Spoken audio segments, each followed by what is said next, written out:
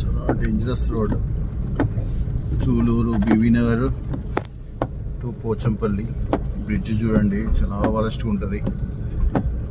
ఎవరైనా వచ్చేసి దీన్ని రిపేర్ చేసినా ఏదైనా బ్రిడ్జ్ చేసినా బాగుండు. సో వెరీ లాంగ్ బ్యాక్ అక్కడ ఒక బ్రిడ్జి కన్స్ట్రక్షన్ స్టార్ట్ చేశారు, కానీ అది అట్లనే ఉంది ఎన్నో సంవత్సరాల నుంచి. ఇప్పుడు చూడండి, అసలు రోడ్డు పోవడానికి కూడా ఆప్షన్ లేదు మాకు. చూడండి రోడ్ ఎంత ఘోరం ఉందో, చాలా వరస్ట్.